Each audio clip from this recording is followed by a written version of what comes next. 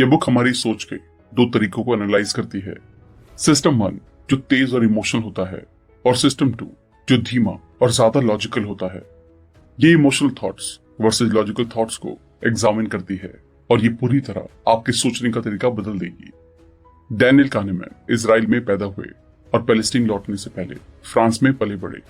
Psychology पढ़ने और अपनी बैचलर्स रिसीव करने के बाद उन्होंने इजराइल डिफेंस फोर्स के साइकोलॉजी डिपार्टमेंट में काम शुरू किया।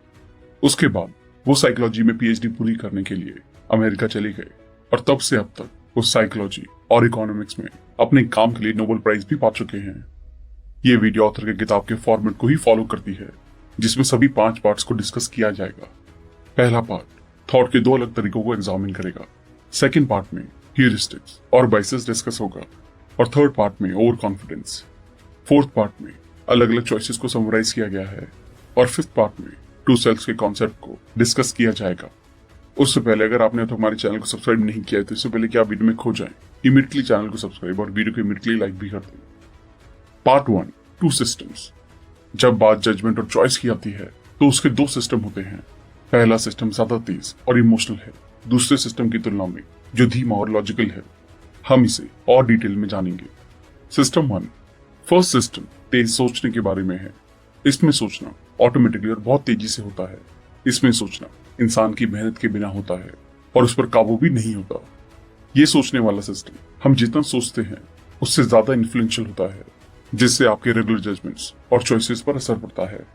जैसे कि आसान से सवालों को जवाब देना, जैसे कि 2+2, या दूसरे शब्द का पता होना, जैसे ब्रेड के साथ क्या आता है, बटर।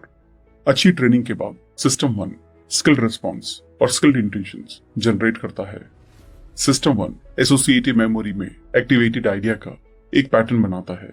ये सच, अच्छे एहसास और घटती सतर्कता के भ्रम को सहजता से जोड़ता है। सिस्टम 2 सेकंड सिस्टम धीरे सोचता है। इसमें वो सोच विचार शामिल हैं जो ज्यादा कॉम्प्लेक्स और दिमागी तौर से थकाने वाले हैं। इसमें इंसान का कंसंट्रेशन चाहिए होता है। इसे पहचानना आसान है। इसमें आप खुद डिसीजन लेते हैं, चॉइस करते हैं, आपके अपने कारण और बिलीफ्स होते हैं। कुछ हालातों में अपने स्वभाव को समझने के लिए या अपनी नेचुरल चलने की रफ्तार को तेज करने के लिए आपको सिस्टम की जरूरत होती है। 2 सिस्टम्स टुगेदर। ऐसा लग सकता है कि सिस्टम 2 डोमिनेंट सिस्टम है, पर सिस्टम 1 असल में हीरो है। इतना तेज प्रोसेस होने के कारण सिस्टम 1 वक्त वक्त पर परेशानियों में पड़ता है, और तब सिस्टम 2 सपोर्ट के लिए सामने आता है। कभी किसी सिचुएशन में जितना सिस्टम 1 कर सके उससे ज्यादा प्रोसेसिंग की जरूरत होती है, तब सिस्टम 2 काम में आता है। सिस्टम 2 उन ख्यालों और एक्शंस का ध्यान रखता है जिन्हें सिस्टम 1 प्रमोट करता है। ये सिर्फ उनका ही ध्यान नहीं रखता, बल्कि उन्हें दबाकर, बढ़ाकर या बदलकर काबू भी करता है। Heuristics and biases. जब बात डाउट या शक की आती है तो सिस्टम बदल जाता है। सिस्टम 1 शक का अनुभव नहीं कर सकता, जबकि सिस्टम 2 में डाउट या शक का अनुभव करने की क्षमता होती है। ऐसा इसलिए है क्योंकि सिस्टम 2 अक्सर 2 ऑप्शंस एक साथ देता है जो एक जैसे नहीं होते हैं। एंकर्स।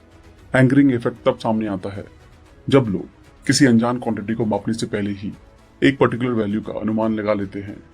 हर सिस्टम अलग अलग एंकरिंग इफेक्ट प्रोड्यूस करता है।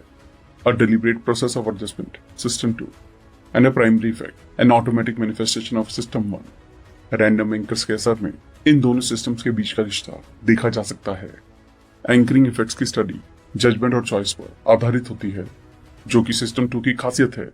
हालांकि सिस्टम 2 जो डेटा यूज करता है वो मेमोरी से निकलता है, सिस्टम 1 की ऑटोमेशन से। इससे ये साफ होता है कि सिस्टम 2 का इफेक्ट पर कोई काबू नहीं होता है, न ही इफेक्ट की जानकारी होती है। इसका ये भी मतलब है कि सिस्टम 2 एंकर्स में बायस्ड होता है, जिसमें वो किसी जानकारी को दूसरों की तुलना में आसानी से एक्सेस कर सकता है। बाइसेस। बायस्ड होने से बचना मुश्किल है, पर गलतियां करने के खतरे से बचने के लिए ऐसा करना बहुत जरूरी है। जिस आसानी से एग्जाम्पल दिमाग में आते हैं वो सिस्टम 1 के कारण है, जिसकी जगह कंटेंट पर दिए जाने वाला ध्यान ले लेता है, जबकि सिस्टम 2 ज्यादा बिजी होता है। इस बात के बहुत से सबूत मिले हैं कि जो लोग खुद को सिस्टम 1 से गाइड होने देते हैं वो उन लोगों की तुलना में जो उच्च सतर्कता की स्थिति में होते हैं ज्यादा अवेलेबल बाइसेस की तरफ ज्यादा संवेदनशील होते हैं। Risk and failures. खतरा मोल लेने का कॉन्सेप्ट इंसान का ही आविष्कार है। उन्होंने इसे खतरे, डर और अनसर्टेनिटी में खुद को रास्ता दिखाने के लिए बनाया है। हालांकि रियल रिस्क या ऑब्जेक्टिव रिस्क का कॉन्सेप्ट असल में एग्जिस्ट नहीं करता है। जब कोई गलत फैसला लिया जाता है तो सिस्टम 1 और सिस्टम 2 दोनों को दोष दिया जाना चाहिए।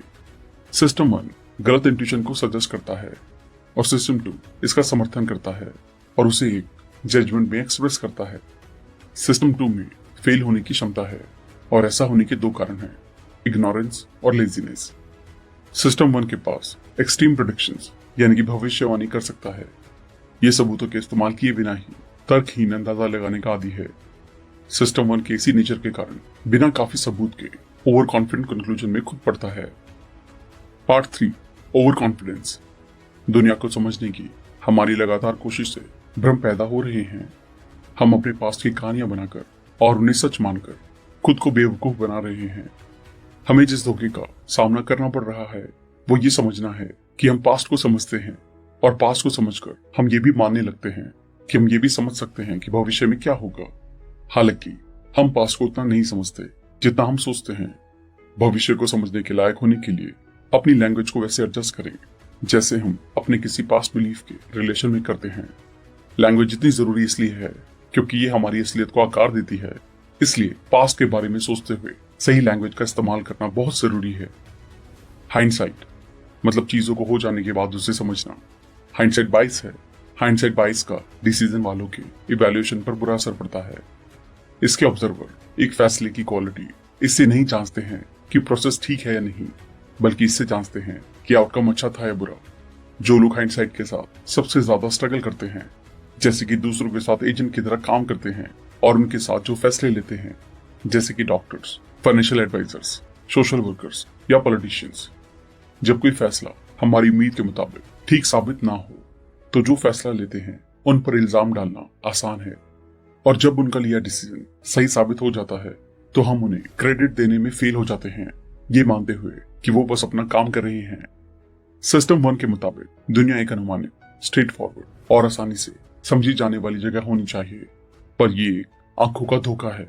धोखा ये है कि पास्ट आगे के धोखे को बढ़ावा देता है कि कोई भविष्य का अंदाजा लगाकर उसे काबू कर सकता है। Assumptions and optimism. भविष्य का अंदाजा लगाते हुए गलतियां होना पक्का है, पर हम गलतियों से सीख सकते हैं। पहला लेसन जो हम सीख सकते हैं यह है कि दुनिया पूरी तरह से अनप्रेडिक्टेबल है और गलतियां हमेशा होंगी। दूसरा ये भरोसा एक्यूरेसी के स्केल की तरह होना चाहिए। लो कॉन्फिडेंस अक्सर ज्यादा सच्चाई दिखाएगा। ऑप्टिमिस्टिक इंडिविजुअल्स हमारी जिंदगी में डिस्प्रोपोर्शनेट रोल निभाते हैं। उनके फैसले ही फर्क लाते हैं। वो इन्वेंटर्स हैं, एंटरप्रेन्योर्स हैं, मिलिट्री लीडर्स हैं, आम आदमी नहीं है। वो जहां हैं वहां तक वो चैलेंज का सामना करके और खतरे मोल लेकर पहुंचे हैं। Part 4 choices. ज्यादातर लोग रिस्क लेना पसंद नहीं करते और जितना हो सके उससे बचते हैं। ज्यादातर केसेस में अगर लोगों को दो ऑप्शन दिए जाएं, एक जिसमें उम्मीद से ज्यादा एक कीमत पर सट्टा लगाना हो और दूसरे में उम्मीद वाली कीमत मिलना पक्का हो, तो ज्यादातर लोग वो चुनेंगे जिसमें उम्मीद वाली कीमत का मिलना पक्का है, क्योंकि हम आउटकम को जानने की सिक्योरिटी के लिए ललचाते हैं और रिस्क लेना नहीं चाहते हैं। अगर कुछ केसेस में उम्मीद से कम कीमत भी दी जाए तो भी कुछ डिसीजन मेकर्स होने वाले जोखिम से बचने के लिए उसे एक ऑप्शन की तरह ही लेंगे। जो लोग बहुत बुरे ऑप्शन का सामना करते हैं वो एक बड़े नुकसान से बचने की उम्मीद के बदले चीजों के और बदतर बनाने वाला जुआ खेल लेते हैं। इस तरह का रिस्क लेना अक्सर संभल सकने वाले फेलियर्स को बर्बादी में बदल देता है। Loss aversion. जिंदगी में हम ऐसे बहुत से ऑप्शंस का सामना करते हैं जो मिले जुले होते हैं, जहां नुकसान का रिस्क और फायदे का मौका होता है और हमें ये फैसला लेना होता है कि उसे एक्सेप्ट करें या नहीं। लॉस एवर्जन का मतलब है नुकसान से बचने का मकसद फायदा पाने के मकसद से बड़ा होता है। एग्जाम्पल के लिए हम पैसा कमाने से ज्यादा ना गंवाने के लिए ज्यादा मोटिवेटेड रहते हैं। इसलिए कई लोग हाई अचीविंग गोल्स नहीं रखते हैं।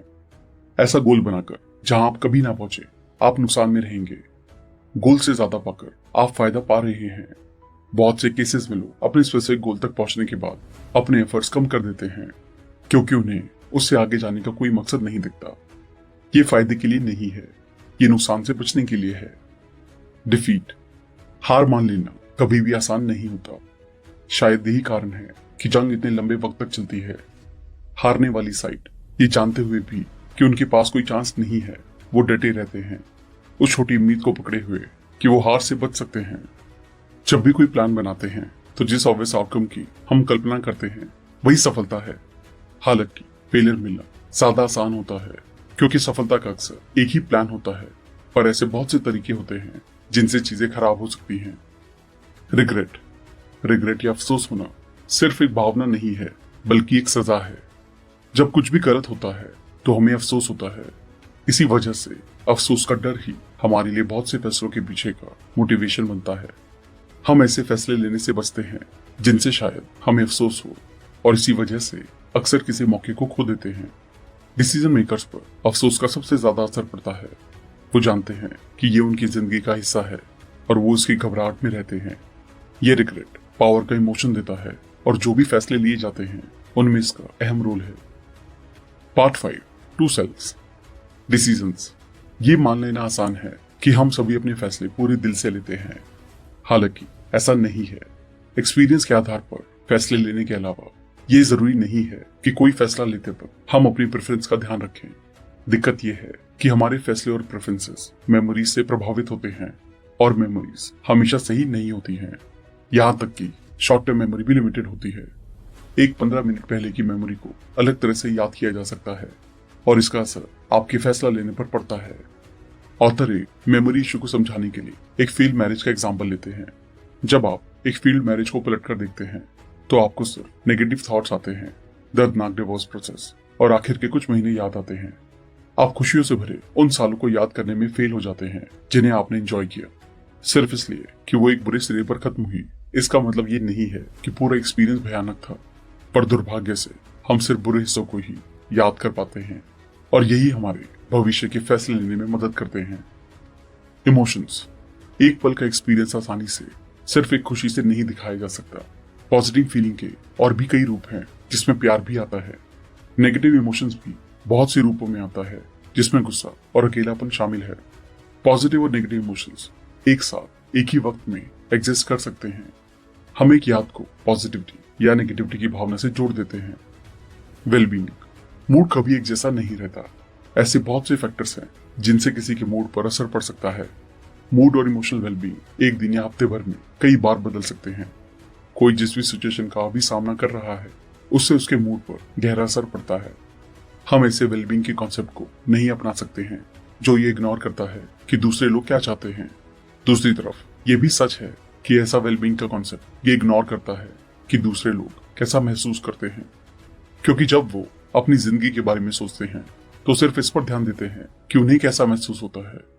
हम एक हाइब्रिड व्यू की कॉम्प्लेक्स। संक्षेप में, सिस्टम एक तेज और स्वचालित है, लेकिन इसमें गलतियां होने की संभावना अधिक होती है, जबकि सिस्टम 2 सोचने समझने वाला और धीमा है, जो अधिक तर्कसंगत और सटीक निर्णय लेता है।